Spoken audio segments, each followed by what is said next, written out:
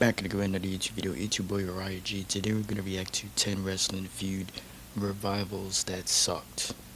We're gonna react to 10 wrestling feud revivals that sucked. Let's get right into the video. Listen up, football fans. You won't want.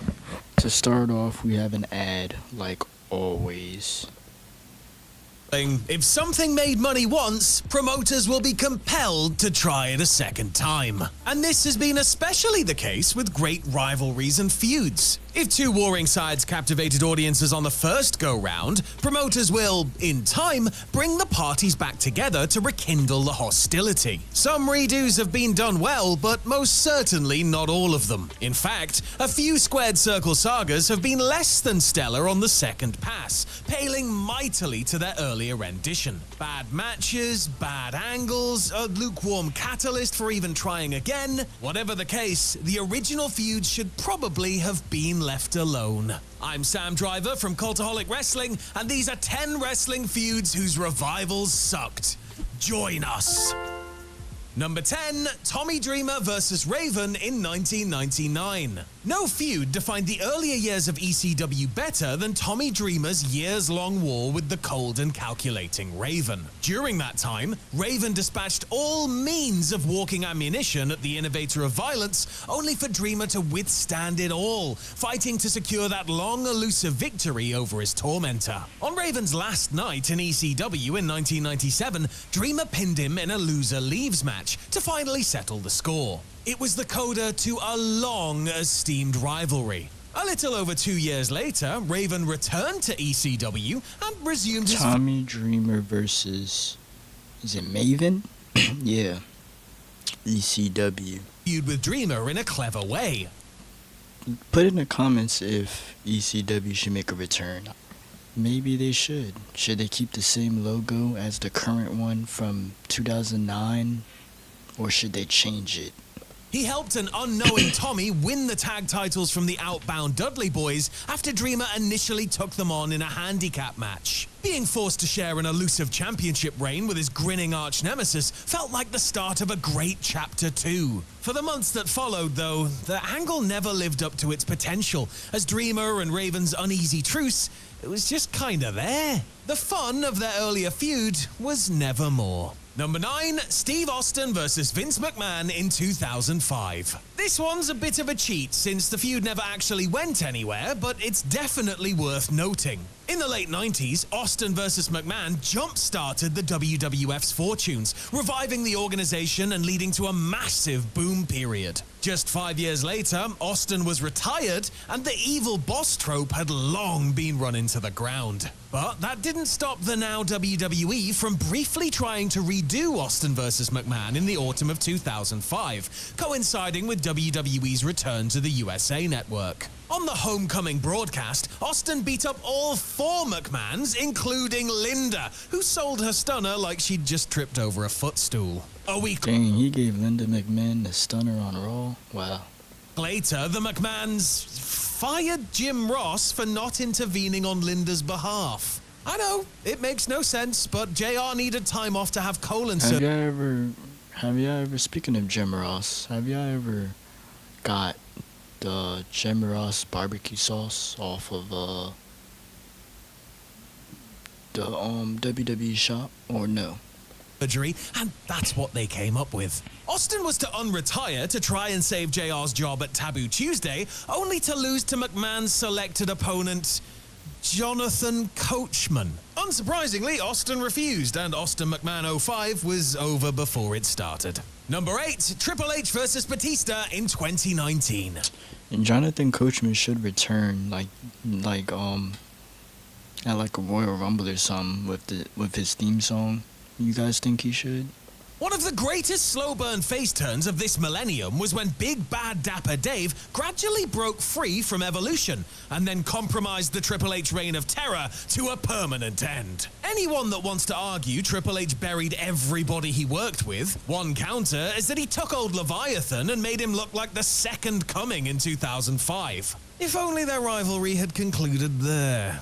Fast forward to 2019, when both men had less hair and more film credits, be they saving the galaxy to a huge box office or driving a school bus to crickets. Batista hadn't been seen in WWE in 5 years, but there he was, randomly showing up just in time for WrestleMania season to demolish Ric Flair and implore to Triple H to give him what he wants. What he really, really wants. Because if Hunter wants to be his lover, then first he has to be his friend. Well, friends don't let friends have 25-minute bore fests that are preceded by Batista tripping over the middle rope. Number 7, AJ Styles versus Shinsuke Nakamura in 2018. Maybe Styles versus Nakamura wasn't as extensive in New Japan Pro Wrestling, but one of their matches... Alright, that WrestleMania, right?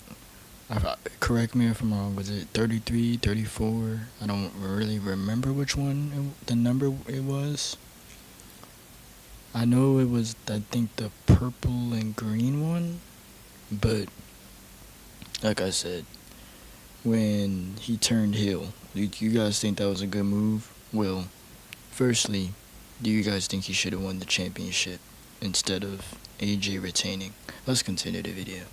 Together set an extremely high bar. With both men on their way out of the promotion, Nakamura and Styles damn near stole the show at Wrestle Kingdom 10 at the Tokyo Dome in a 24-minute epic won by the King of Strong Style. So, when both men joined WWE, it was expected that they'd up the median match quality level. Imagine everybody's raised expectations when in 2018, Nakamura won the Men's Rumble, putting him on a collision course with WWE Champion Styles at WrestleMania 34. Quality-wise, the Mania bout was a couple degrees off from their New Japan clash, but the fact that Styles retained and Nakamura randomly turned heel with a low blow afterward soured many viewers on the bout as a whole. Then there was the ensuing feud, where Nakamura continued ball-busting and got out of promos by pretending to not speak English. Some whelming pay-per-view bouts culminated in a strong last man standing match, though it didn't quite salvage the arc.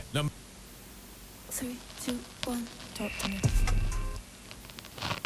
See, they're trying to get me copyrighted. I'm not going for the C. They better not do that. I'm not going for that. Hulk Hogan versus Ric Flair in 2010. TNA's Hail Mary plan to catch up to WWE in the 2010s involved heavy doses of mid-90s WCW resuscitation. Hogan and Flair were among the famed aging names brought on board to catch the public's eye, and it kinda made sense. A decade and a half earlier, Hulk and Nature's war over the WCW title did the biggest business the Turner-owned WCW had ever experienced to that point. Sounds crazy, but WCW did Hogan Flair better than WWE did. See, alright, was this rivalry really good? If so, let me know. And almost inarguably, TNA did Hogan Flair the worst of the three. After the two headlined a tour of Australia in late 2009, they found themselves at odds in Dixieland, seconding two younger wrestlers. Hogan's charge Abyss, now dumbed down to Dave Sullivan levels, and Rick's protege AJ Styles, fashioned as a new nature boy. A tag match on free TV, coupled with some pretty dumb booking so as to piss all over a once legendary feud between two industrial icons. Remember when Hogan and Abyss made a dazed Flair fall into that Styles-sized hole in the ring? We wish we didn't. Number 5, Did I just see a hole through the ring? What happened? What even occurred? Was that Abyss or something? Randy Orton versus Bray Wyatt in 2020 and 2021. Let's be fair, the first feud in 2017 was no great shakes, but at least some of the build was intriguing. The allure of seeing Orton break the control Wyatt apparently wielded over his mind wasn't the worst WrestleMania build, though the projected insects and the subsequent House of Horrors disaster, look up, there's random dolls, made you forget all the curious parts. But fear not, dear viewer, for during the pandemic, WWE sought to outdo themselves. It began when Orton burned The Fiend alive. Then Orton was haunted by Alexa Bliss for weeks. Then Alexa beat Orton in a match where charbroiled Bray ran interference. This all led to Orton vs. Fiend at WrestleMania 37, in which the Firefly Funhouse host was restored via Jack in the Box. What looked to be an unholy war piddled along at undercard speed, until the omnipotent Fiend was distracted by Alexa bleeding motor oil from her scalp, and then felled with an RKO. I'm gonna say something. Well, firstly, rest in peace, and to Bray Wyatt, and good, talented wrestler overall.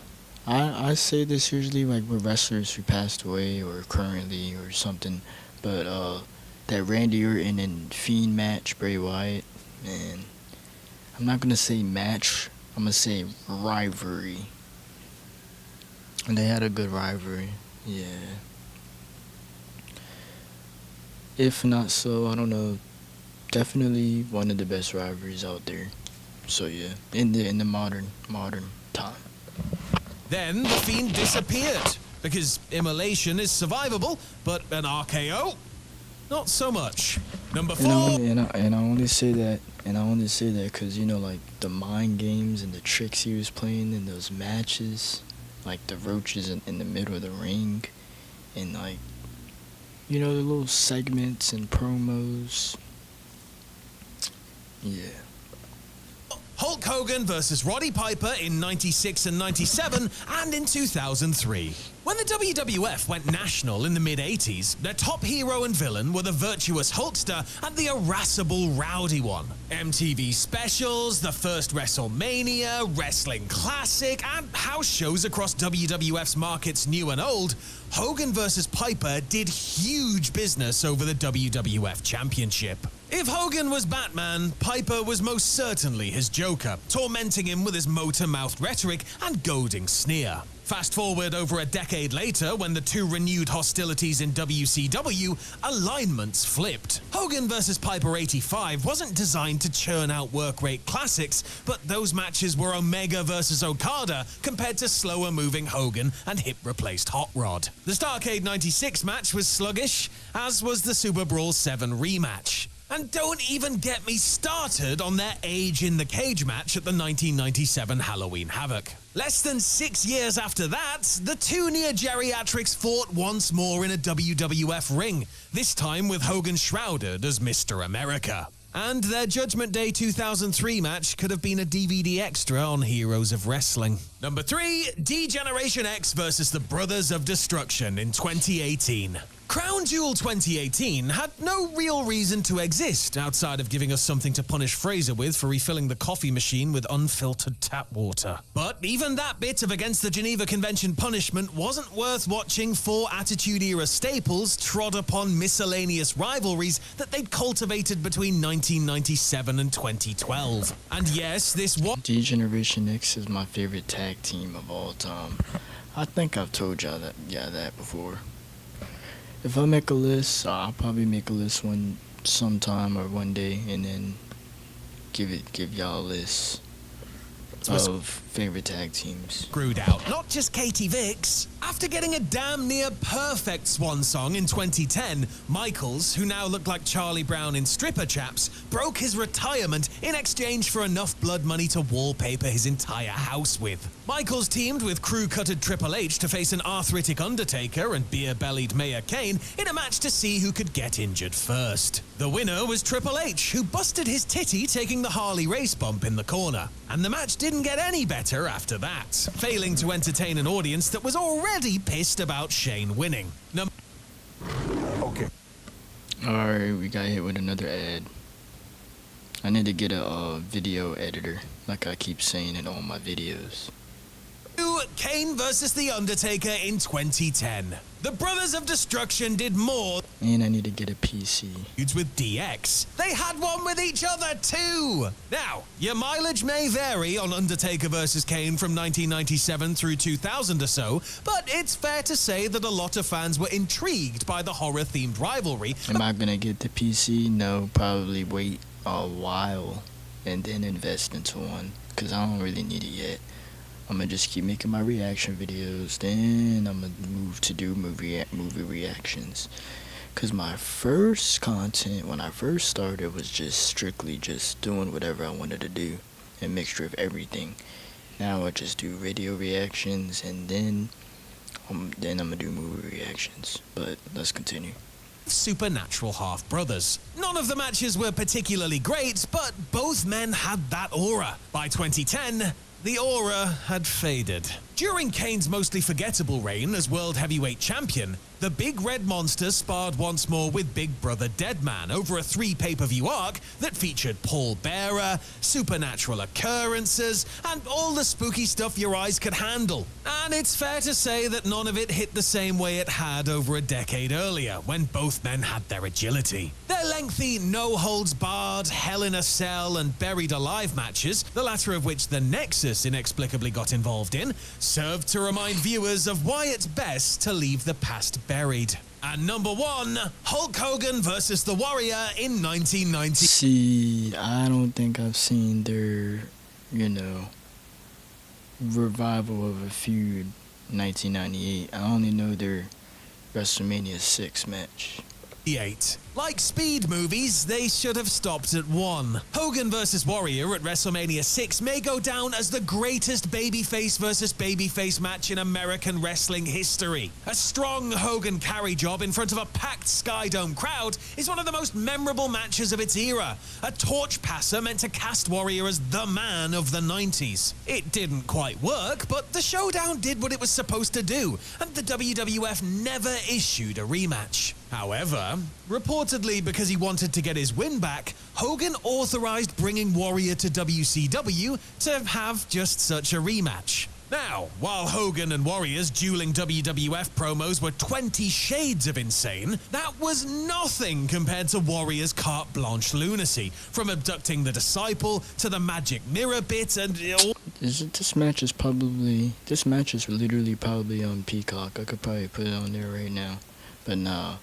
That was 10 Wrestling Feud revivals that sucked. Y'all tell me what y'all want to see next in the comments down below. I got more videos coming. Stay tuned. And yeah, Uriah out.